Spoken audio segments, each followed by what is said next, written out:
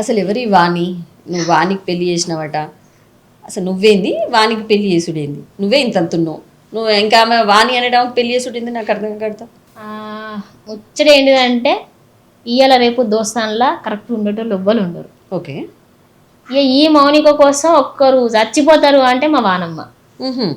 ఆమెకి ఏమైనా నాకేమైనా ఇద్దరు డై కోసం చూస్తాం కంపల్సరీ. ఓ. సో ఆమెకు మేము ఒక వర్క్కి వెళ్ళాం. వర్క్కి వెళ్తే అక్కడ పరిచయం అయింది. వాళ్ళది సూర్యాపేట పక్కన చందుపట్ల. అయితే ఆమె పరిచయం అయినప్పటి నుంచి ఇప్పటి వరకు 10 years.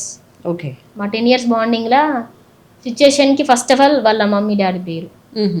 చిన్నప్పటి నుంచి డాడీ లేడు. 2 years బ్యాక్ వాళ్ళ అమ్మాయి చనిపోయింది. చనిపోయినప్పటి నుంచి అంతకుముందుకే ఆమెకి ఏం చెయ్యాలన్నా కానీ అమ్మ కొంచెం దూరమే ఉండేది. తను రూమ్ నుండి పని చేసుకొని ఇల్లు జాగా ఏం లేదు, నానమ్మ వాళ్ళు వీళ్ళు ఎవ్వరు లేరు.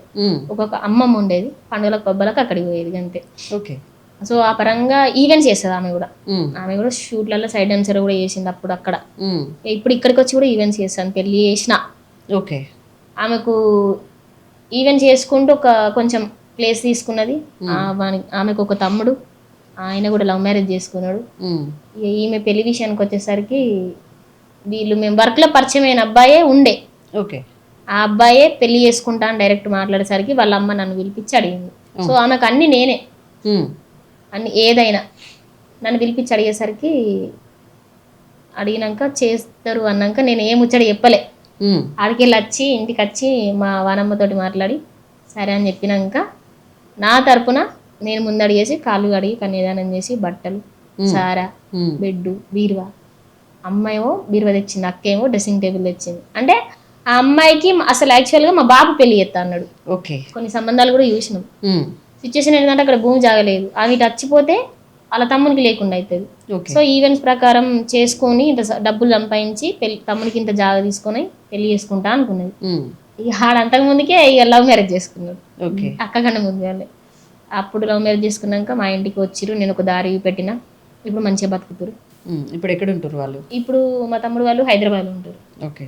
ఇక మా చెల్లె అంటే ఇక చెల్లెనే ఇక వాణి ఇంట్లో ఒక ఫ్యామిలీ, ఇంకో బిడ్డ.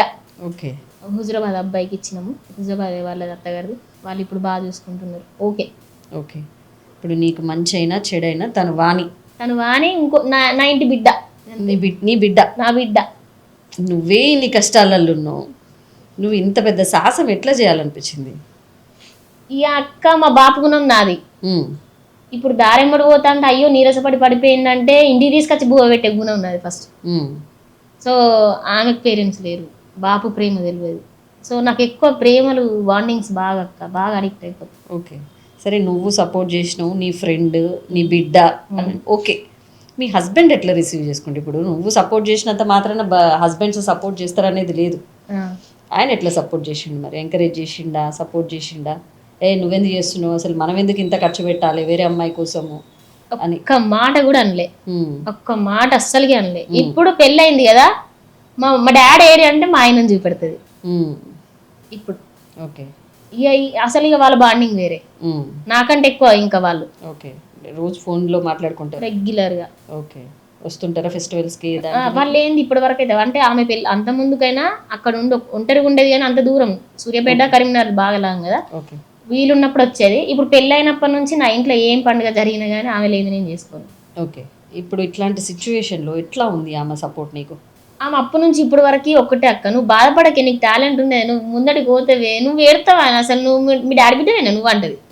అట్లా ఎంకరేజ్ చేస్తుంది ఖచ్చితంగా. ఎందుకక్క అబద్ధం ఎందుకు ఆడాలే కానీ ఆమె ఒంటరిగా ఉన్నా కానీ నాకు హెల్త్ బాగాలేనప్పుడు, నాకు హెల్త్ ఇష్యూ ఉంది కదా, నాకు పైసలు వెళ్ళకపోతే ఆమెనే పైసలు వేసేది.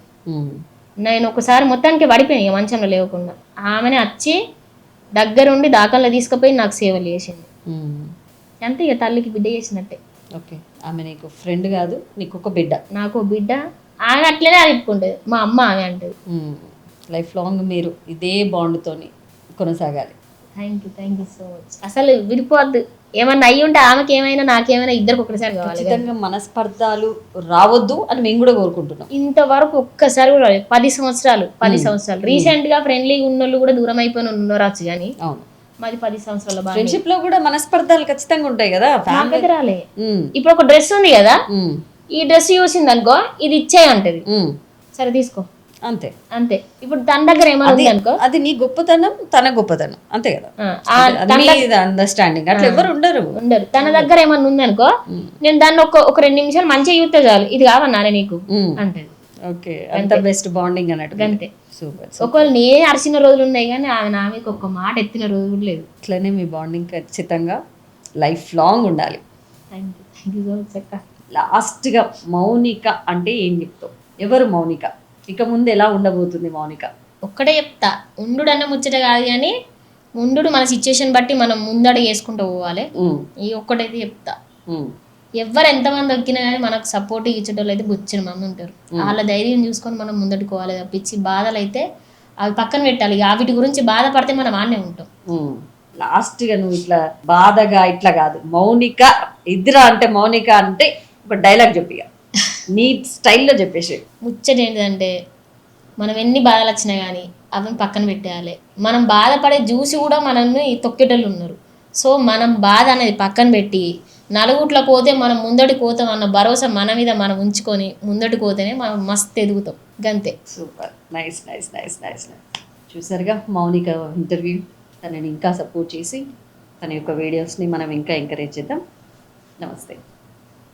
నువ్వు కూడా మా పల్లవి టీవీ ప్రేక్షకులకి ఏదైనా చెప్పు. Thank you. నా సిచ్యువేషన్ మొత్తం చెప్పిన, ఆ సిచ్యువేషన్ బట్టి ఈ వీడియో చూసన్నా నేను ఎంత వర్క్ చేసిన అనేది మీ అందరికీ తెలుసు.